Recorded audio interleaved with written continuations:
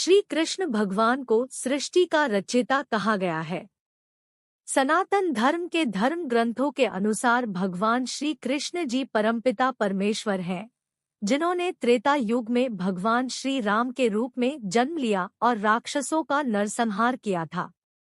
जिसके बाद भगवान श्री कृष्ण के रूप में जन्म लेकर राक्षसों का नरसंहार किया तथा महाभारत जैसे विश्व के सबसे बड़े भयानक और पहले विशाल युद्ध की रचना की।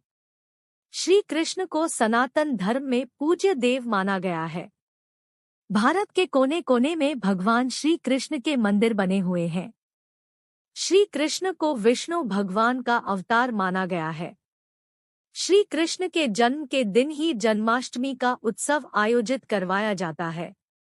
श्री कृष्ण के जन्म के दिन को जन्माष्टमी के रूप में संपूर्ण भारत में बड़ी धूमधाम से मनाया जाता है।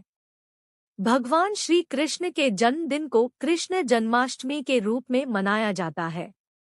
कृष्ण जन्माष्टमी हर वर्ष श्रावण मास के कृष्ण पक्ष की अष्टमी को मनाई जाती है। इस दिन लोग शाम के समय बड़े पैमाने पर दही हांडी कार्यक्रम का आयोजन करवाते हैं। कुछ समय नाच गाना चलता है, उसके बाद दही हांडी फोड़कर श्री कृष्ण जन्माष्टमी का उत्सव मनाया जाता है, क्योंकि भगवान श्री कृष्ण बचपन में मक्खन की हांडी को फोड़कर माखन खाया करते थे। श्री कृष्ण जन्माष्टमी के कहानी की शुरुआत मथुरा नगरी से होती है। मथुरा नगरी वर्तमान समय में उत्तर प्रदेश में स्थित है। एक समय मथुरा नगरी में कंस नाम का राजा राज करता था, जिससे संपूर्ण राज्य की प्रजा परेशान थी, क्योंकि वह राजा राक्षस था जो लोगों पर अत्याचार करता था, गरीब लोगों को मारता था, दिन प्रतिदिन लोगों पर अव्यवहार करता था। कंस हमेशा अपने शासन का विस्तार करना चाहता था, इसीलिए उसने अपने शासन का विस्तार करने के लिए अपनी बहन देवकी का विवाह वासुदेव से करवा दिया, ताकि उनके राज्य का विस्तार हो सके और वे बड़े पैमाने पर शासन कर सके। कंस अपनी बहन देवकी का विवाह वासुदेव के साथ संपन्न करने के बाद उन्हें अपने राज्य पहुंचाने के लिए जा रहा था, तभी रास्ते में आकाश में आकाशवाणी हुई और आकाशवाणी के अंतर्गत कंस को कहा गया कि वह जिस बहन का विवाह करके उसे पहुंचाने के लिए जा रहा है, उसी बहन का 8वां पुत्र उसका वध करेगा। यह सुनकर कंस अपनी बहन देवकी को उसी समय मारना चाहा, लेकिन वासुदेव ने उन्हें आश्वासन दिया कि वह अपनी सभी संतान को उनके सामने पेश कर देंगे, जिन्हें वह जन्म लेते ही मार सकते हैं। ऐसा कहने पर कंस ने वासुदेव की बात मान ली और अपने राज्य में कालकोठरी में अपनी बहन देवकी और उनके पति वासुदेव को बंद करवा दिया। कुछ समय बाद जब कंस की बहन देवकी और वसुदेव के पुत्र हुए तो कंस ने उसे लेकर मार दिया। ऐसा करते करते कंस ने अपनी बहन देवकी और वसुदेव के होने वाले सभी 7 पुत्रों को एक एक करके मार दिया था। कंस यह सोच रहा था कि जैसे जैसे इसकी सब संतान होगी, वैसे वैसे यह सभी संतान को मार देगा। ऐसा करने से आकाशवाणी झूठी हो जाएगी और देवकी की संतानों से नहीं मारेगी, जिससे वह हमेशा के लिए अमर हो जाएगा। लेकिन होनी को कौन रोक सकता है। आखिरकार भगवान विष्णु के अवतार के रूप में भगवान श्री कृष्ण ने पिता वासुदेव और माता देवकी के गर्भ से 8वें पुत्र के रूप में जन्म लिया। श्रावण मास के कृष्ण पक्ष की अष्टमी के दिन सुबह जल्दी भगवान श्री कृष्ण ने अपने मामा कंस की काल कोठरी में कैद माता देवकी के गर्भ से जन्म लिया। भगवान श्री कृष्ण के जन्म लेते ही वहां पर उपस्थित सभी दरबारी निद्रा की मुद्रा में सो गए थे और उनकी जेल के ताले अपना आप ही खुल गए थे। यह नजारा देखकर वासुदेव को विश्वास हो गया कि यह भगवान का अवतार है और भगवान स्वयं इसे बचाना चाहते हैं।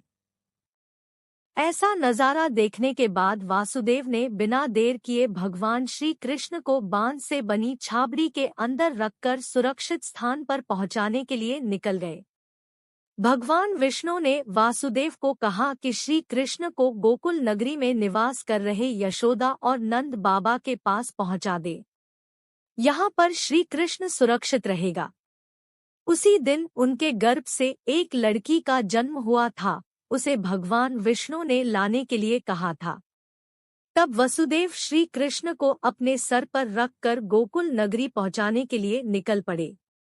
तब भयंकर आंधियां आ गई और भयंकर बारिश हुई, जिससे बाढ़ आ गई और वासुदेव डूबने लग गए।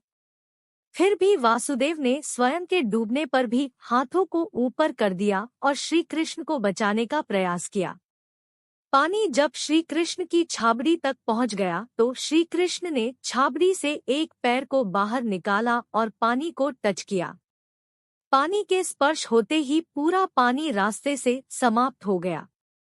यह नजारा देख वासुदेव को विश्वास हो गया कि यह विष्णु अवतार है।